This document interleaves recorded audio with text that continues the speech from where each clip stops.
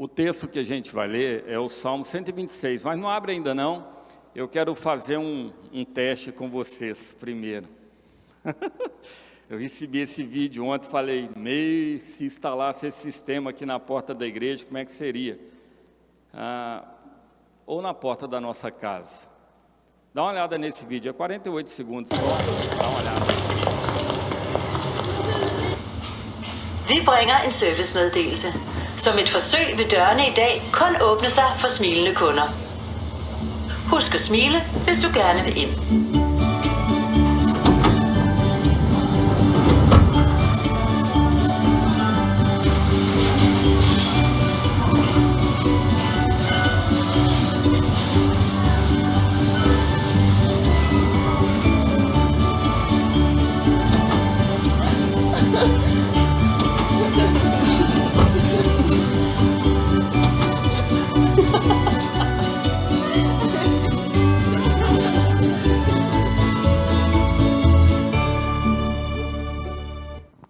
Deu. Quem não entendeu, eu explico. A ideia é o seguinte, deu para entender aí, né? Só entra naquele mercado ali se você der um sorriso. A pergunta é, se esse sistema já tivesse sido instalado aqui hoje, quantos ficariam de fora? Levanta a mão, não. Fica de boa. Se instalar na sua casa, quantos dias da semana você fica do lado de fora? Pastor, de segunda a sexta. Não, estou brincando. Pode ser que você não esteja mal-humorado. Mas imagina se esse sistema pega, e agora não só para poder olhar se você está com algum metal no bolso, mas se você tem disposição para um sorriso, senão você não entra. Quantos de nós seria barrado? Quantos de nós iam ficar na fila ali até conseguir arrancar um sorriso para poder chegar aqui? Perderia parte do louvor, não é? Chegaria só na hora da palavra. Abra aí o Salmo 126, porque essa galera todinha, essa galera que saiu da Babilônia, toda ela entraria fácil naquele supermercado. Fácil. A porta estaria escancarada para todo aquele povo de Judá, o povo de Deus, entrar naquele supermercado.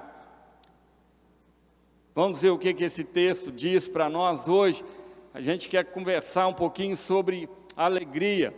O pastor Marcelo, no último domingo do ano passado, que na realidade foi semana passada, ele falou sobre esperança, baseada em Lamentações 3, né, a partir do verso 23 ali. Eu não sei quais que foram as suas prioridades, o que você estabeleceu para 2024. Quais são as suas metas?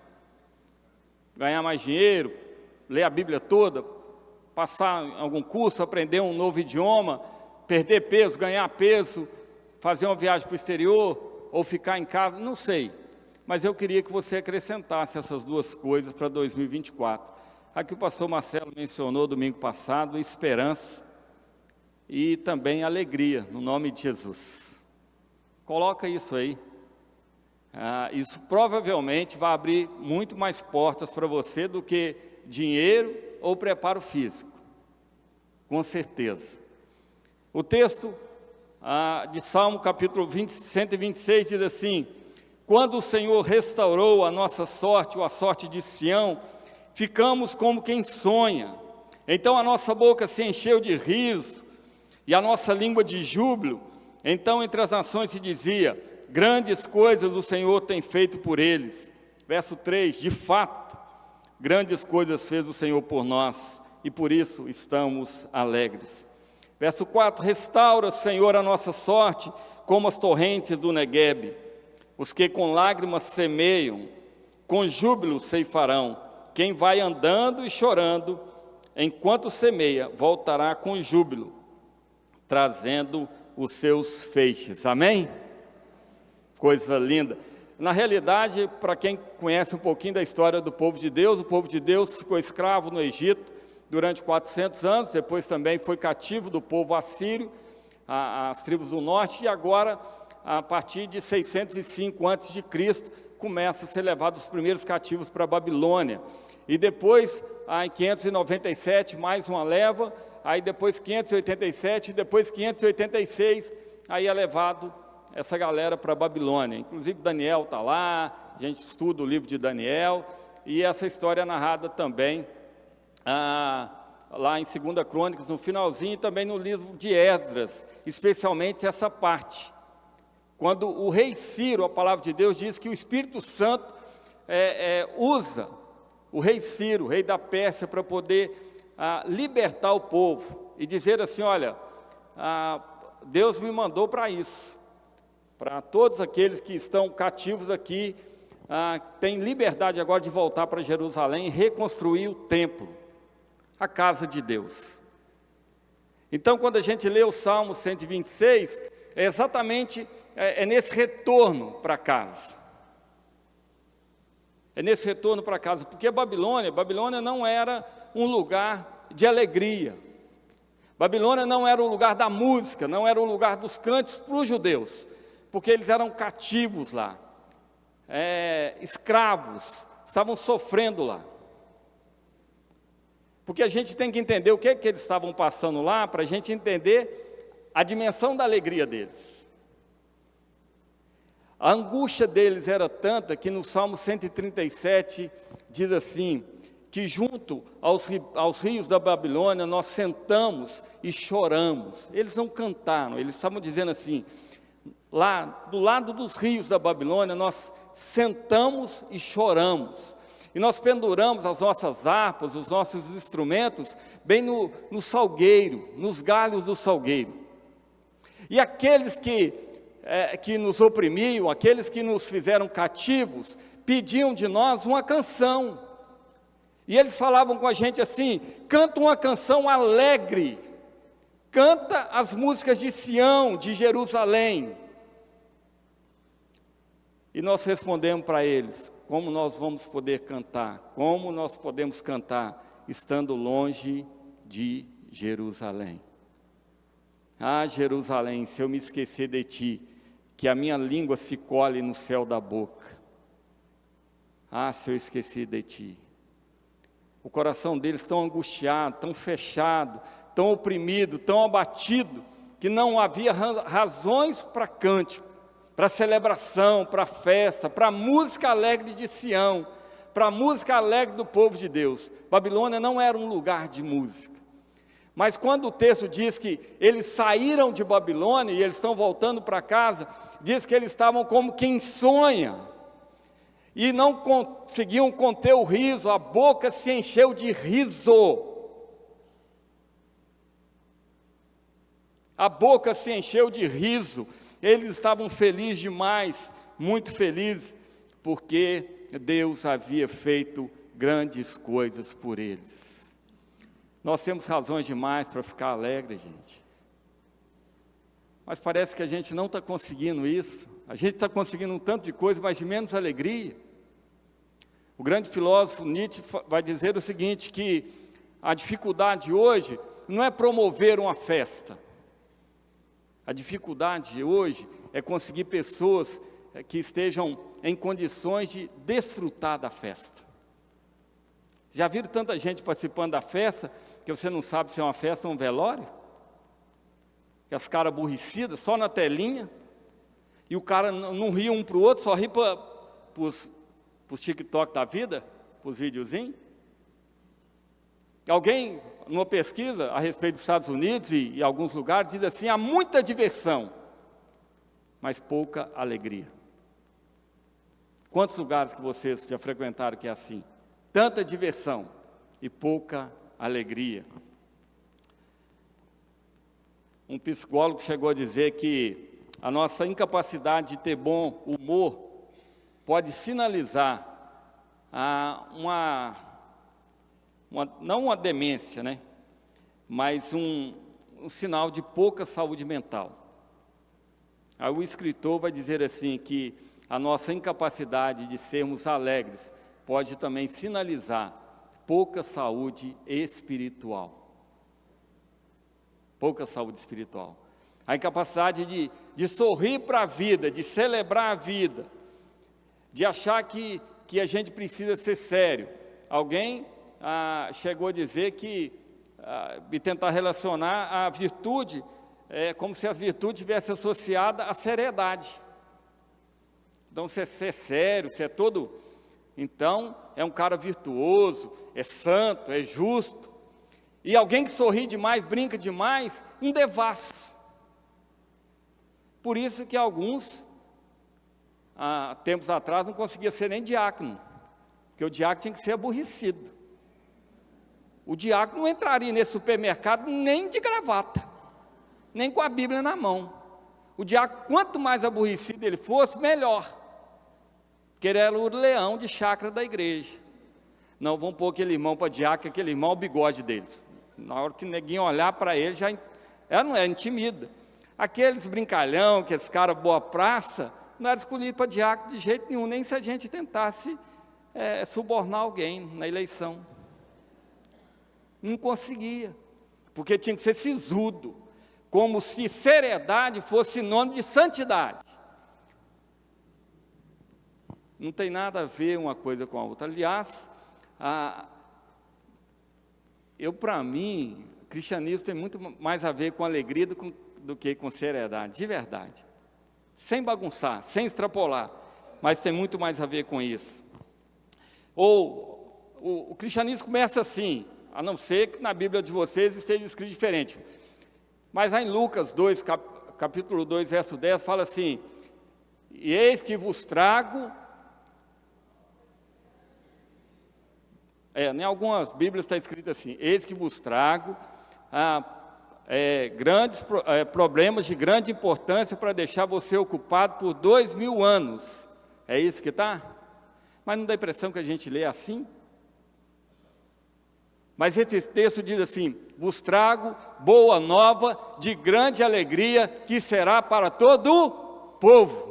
Não é para mim, nem para você, mas para todo mundo. O nascimento de Jesus já veio trazendo boas novas de alegria. Romanos capítulo 14, verso 17, vai dizer que o reino de Deus não é comida nem bebida, mas alegria e paz no Espírito Santo. Amém? O reino de Deus é um reino de alegria. Alegrem-se no Senhor. Outras vezes vos digo, alegre-se no Senhor. Foi o primeiro texto que a gente leu nessa noite, de Filipenses 4, verso 4. É um mandamento do Senhor. A alegria não é só um desejo no meu coração e uma vontade própria, é um mandamento do Senhor. Você deveria sorrir em obediência à palavra de Deus. Você deveria sorrir em obediência à palavra de Deus. Falar em sorriso, nós estamos lendo a Bíblia de novo, né? Esse ano, na maratona bíblica, e no final eu vou falar mais sobre isso. Mas tem um texto tão lindo, de Gênesis capítulo 33, verso 10, quando Jacó vai encontrar com seu irmão Esaú, para poder se reconciliar, fazer as pazes com ele. Porque quem conhece a história sabe que Jacó fugiu de casa, porque Esaú mataria. Jacó era o pilantra.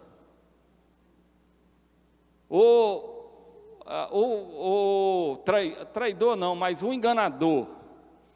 Mas ele tem que voltar, e agora ele vai se reconciliar com o irmão, e ele teme qual que é a reação do irmão, e ele pega um tanto de presente, de bens e tudo para oferecer para o irmão.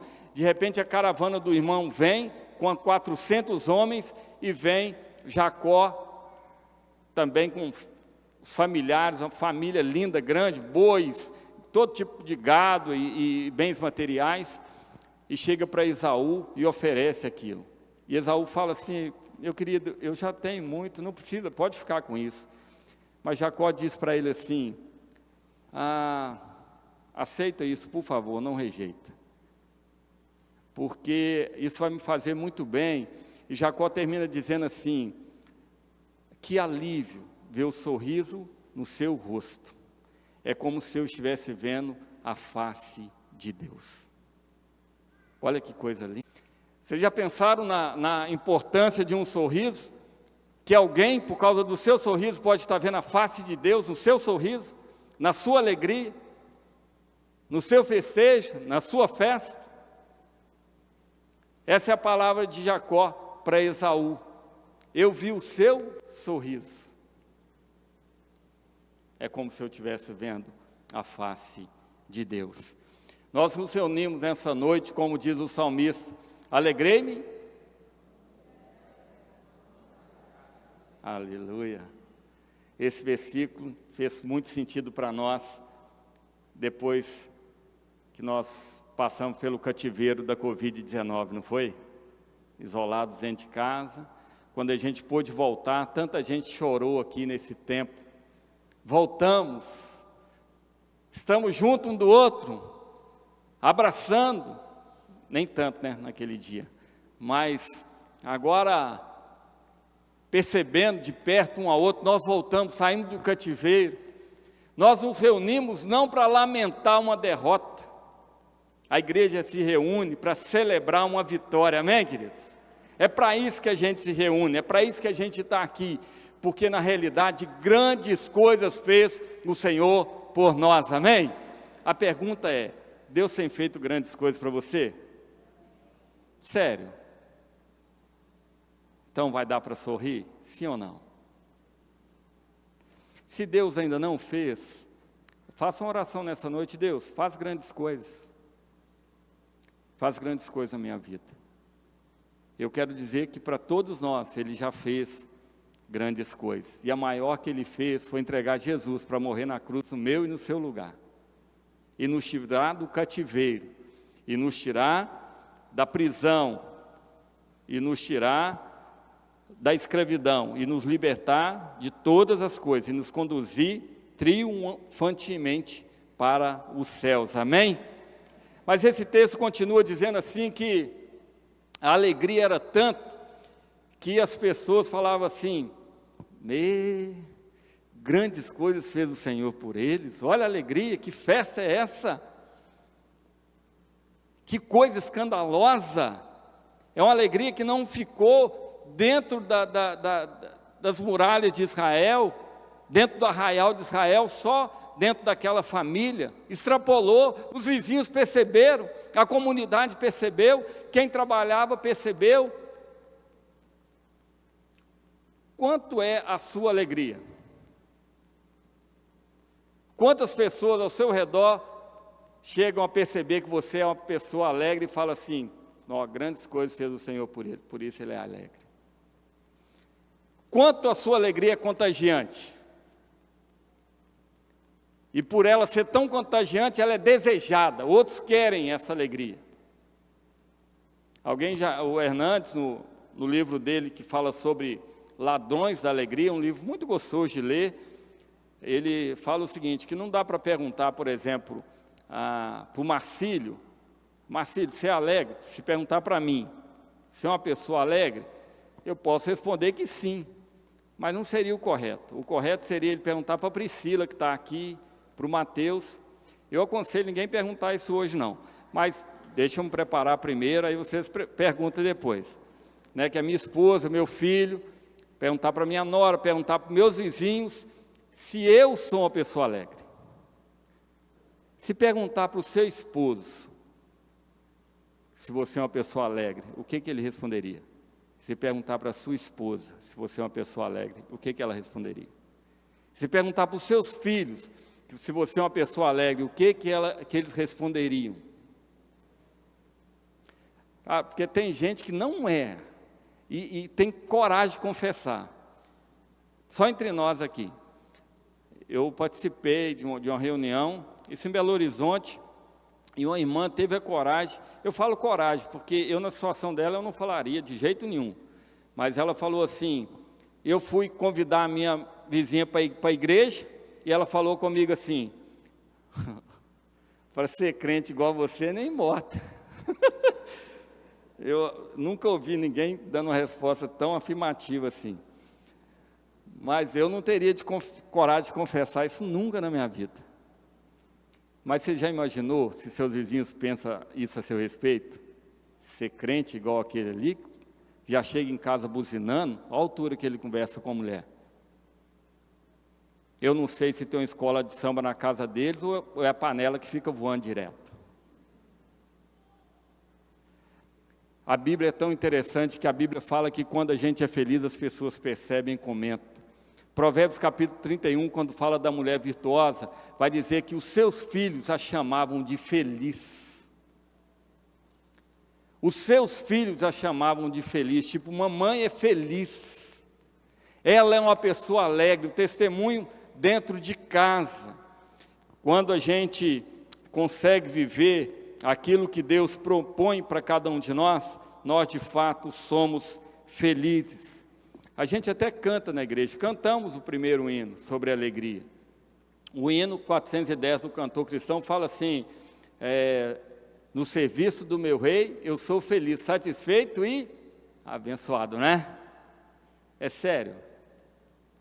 Quando as pessoas estiverem servindo ao Senhor, aqui tocando, na recepção, ajudando no estacionamento, ou servindo de alguma forma que as pessoas olhem para você e falem assim, eu quero esse serviço, eu quero ser feliz, assim.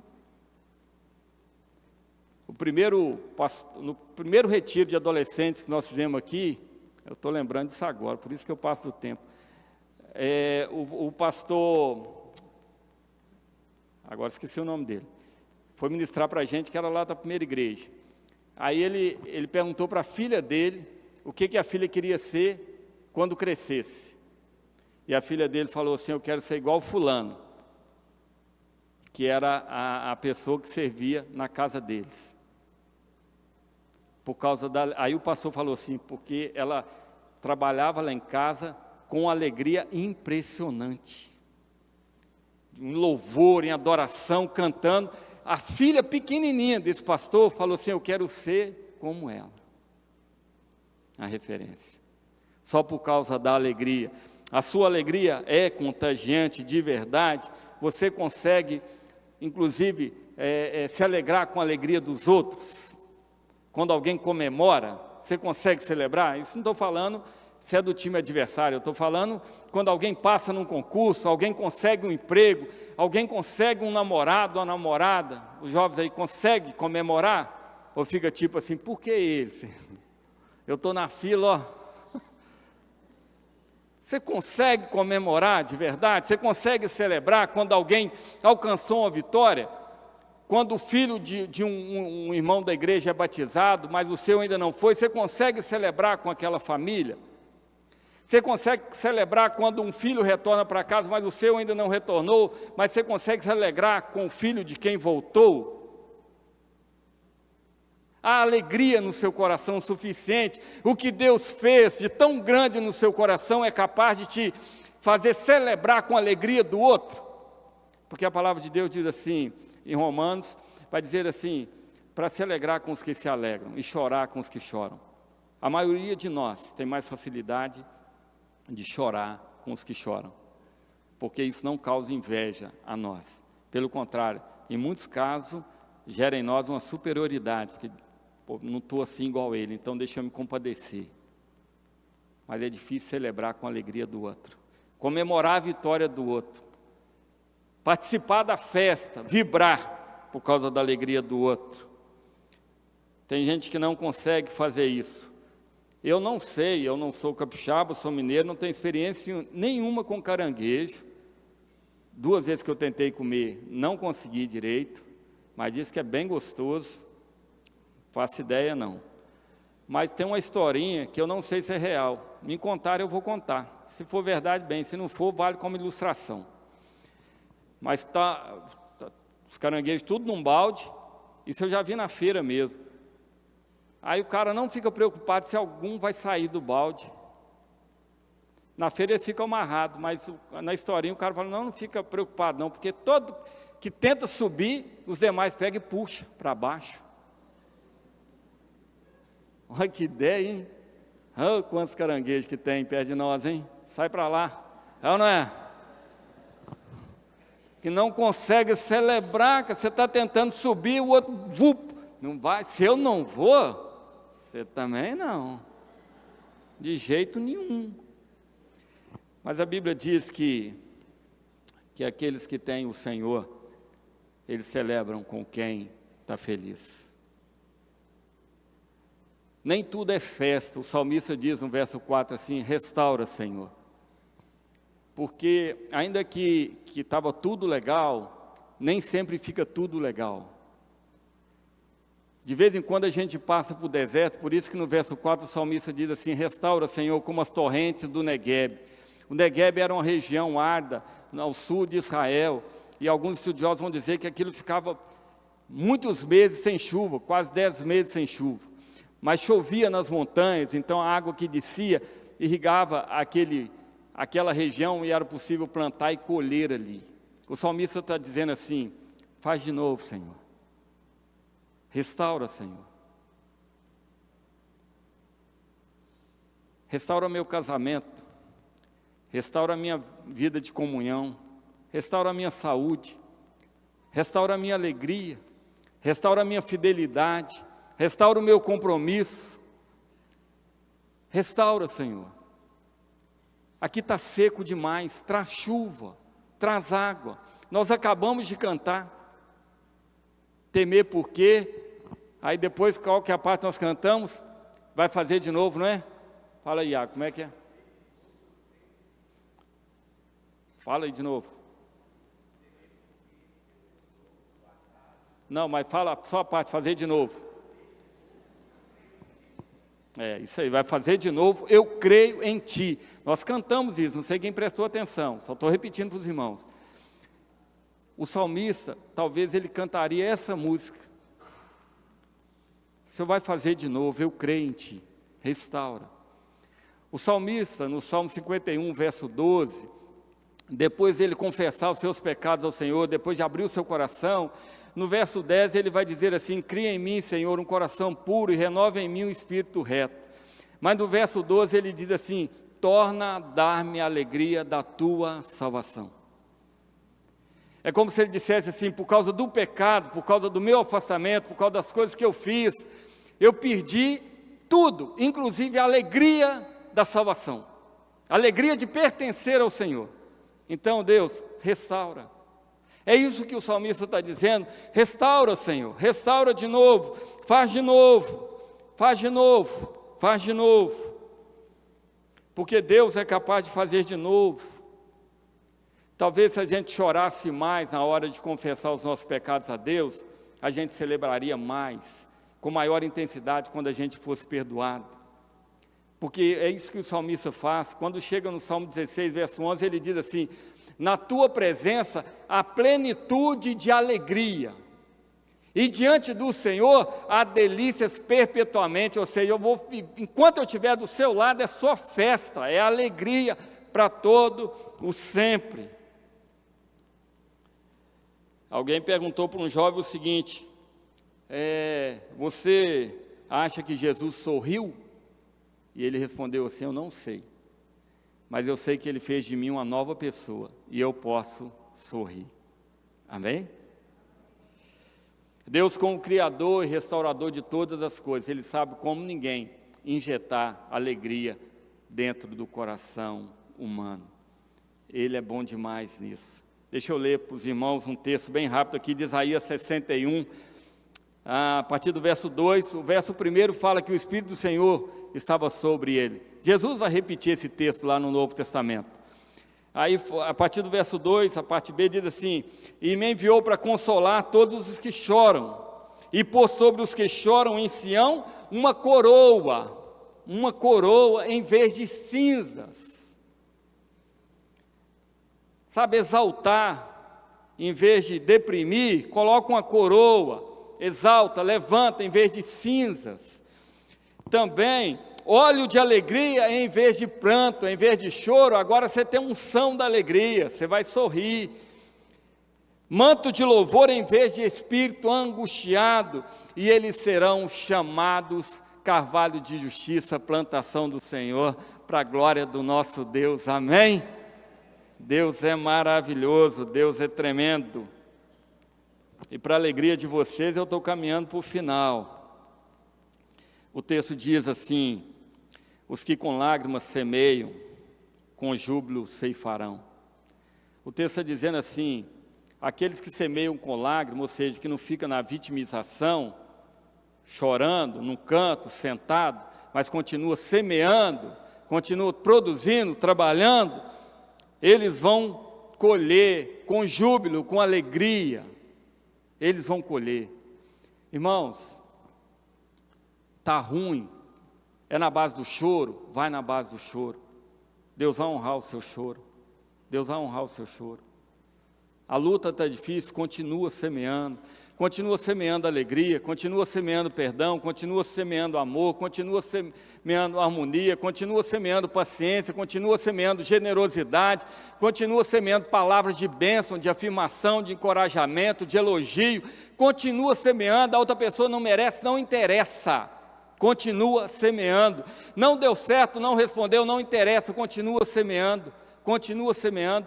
O poder não está em você, o poder está em Deus, naquele que vai fazer crescer e frutificar a semente. Continua semeando, é com lágrima, use a lágrima para poder regar o seu coração com esperança. Faça isso, semeie em esperança. Alegria e esperança caminham de mãos dadas. Não pare de semear, semeie esperança. Essa figura do agricultor, para a gente que está aqui na cidade, na região urbana, a gente quase não tem ideia. Eu fui criado no interior, muita gente dava o dízimo, e eu ia com o pai buscar, às vezes eles deixavam na igreja lá um saco de feijão, e outros cereais e tudo mais. Mas era impressionante quando a gente ia para a roça, e a pessoa saía 4 horas da manhã, um horário doido, né, para poder trabalhar, para poder semear, voltava para casa, sempre com a esperança assim, eu semeei, eu vou colher. A gente precisa continuar semeando em esperança, porque a gente vai colher com júbilo, celebrar com júbilo ao Senhor. Precisa continuar celebrando, olhando com esperança, porque ainda que doa, ainda que seja difícil, a alegria tem que nos motivar. Hebreus capítulo 12, verso 2 diz assim: olhando para Jesus, autor e consumador da nossa fé, o qual, por causa da alegria que estava proposta, ele suportou a cruz e desconsiderou a vergonha, e agora está à destra de Deus Pai. Jesus, de ver eu e você salvo, ele suportou a cruz, esse texto está dizendo. Por isso que quando a gente lê nos evangelhos, vai dizer assim: a festa no céu, quando um pecador se arrepende, a festa no céu.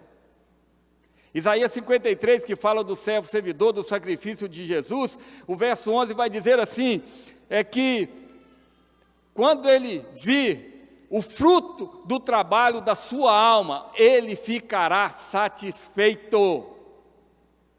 É Jesus, depois de falar do sacrifício de Jesus, ele na cruz, suportando toda a dor, todo o escárnio, ele olhava para mim e para você, e por isso ele se alegrava, por causa da minha e da sua salvação. O texto de João capítulo 16, a partir do verso 21, vai dizer que a mulher, quando ela entra em trabalho de parto, ela sente dores, porque chegou a sua hora. Mas logo que o bebê nasce, ela esquece da angústia e da dor, por causa da alegria de ver uma criança vindo ao mundo. Aí Jesus continua dizendo assim: é assim com vocês nessa hora. Agora é a hora de tristeza, porque eu estou partindo, mas eu vou ver vocês de novo. E quando isso acontecer, vocês vão estar com o coração tão cheio de alegria, e essa alegria nunca mais poderá ser tirada. Amém? Está entendendo? A gente sofre um pouco, mas é só até aquele dia, é só a hora de ver Jesus de novo, e a alegria vai invadir o nosso coração do jeito que nunca mais vai poder ser tirada. Então, a gente vai poder suportar todas as coisas no nome de Jesus. A gente precisa aprender a confiar em Deus, mesmo sabendo que a confiança em Deus não nos isenta, não nos exime do choro nem da lágrima. Mas a gente pode, como eu disse, usar as lágrimas para regar o nosso coração com esperança. O pastor Jaime Cisterna, no seu livro, mencionando sobre esse texto, ele diz o seguinte, que seja qual for o motivo do choro, ele sempre traz consigo o desejo de consolo, porque toda lágrima sente necessidade de ser notada, entendida e consolada. E quando o choro encontra o consolo, aí então nós encontramos a felicidade. Deus não despreza nenhum dos nossos choros, Por isso que a gente lê e canta. O choro pode durar uma noite, mas a alegria vem pela manhã. Eu sou feliz com Jesus. Posso não estar feliz em alguns momentos, por causa de uma tragédia, por causa de um luto, mas eu sou feliz. Eu sou feliz com Jesus. A esperança é fé em progressão, é fé perseverante. A alegria está no começo e no fim da história daqueles que amam a Jesus, daqueles que têm esperança. O Evangelho não é triste, o Evangelho são boas novas. O Evangelho começa com anjos dizendo aos pastores: eis que vos trago boas novas de grande alegria. E termina lá em Apocalipse com o céu em festa, cheio de alegria. Jesus é a nossa alegria. A alegria é uma pessoa e é Jesus. Amém? Olha que texto lindo que está lá em 1 Pedro 1,8, diz assim: embora nunca o tenham visto, vocês o amam. E ainda que não o vejam agora, creem nele e se regozijam com alegria inexprimível, indizível e gloriosa. Essa é a nossa situação. Nós não o vimos, mas nós cremos nele, nós o amamos, e essa alegria é indizível, inexprimível e gloriosa. Humanamente falando, era impossível aquele povo voltar para casa, voltar para Jerusalém, mas eles voltaram, porque Deus prometeu e Deus cumpre promessas. Eles voltaram para casa. Voltar para casa é bom demais. Isso aconteceu. Mateus está aqui, meu filho, estou muito feliz. Depois de 1 ano e 2 meses, morando fora do Brasil, voltou para casa. Eu não sei se ele está feliz, mas eu estou muito feliz. É bom demais voltar para casa. Um dia todos nós voltaremos para casa. Mas enquanto isso, nós vamos celebrar a alegria. Alegria porque é fruto do Espírito Santo. Alegria que não depende de circunstâncias. Alegria pelo fato de que somos perdoados. Alegria pelo fato de que somos salvos, libertos e restaurados. Alegria pelo fato de sermos amados por Deus, comprados e adotados como filhos. Amém? Deus é alegre, Jesus é alegre. Que em Cristo Jesus você também possa ser uma pessoa alegre no nome de Jesus. E que agora, em 2024, as pessoas possam perceber que você de fato é uma pessoa alegre. E que se instalar aquele sistema, aqui, em casa ou em qualquer outro lugar, onde vai depender do seu sorriso para entrar, que as portas estejam escancaradas no nome de Jesus. Amém? Pode ser que no seu sorriso alguém veja a face de Deus.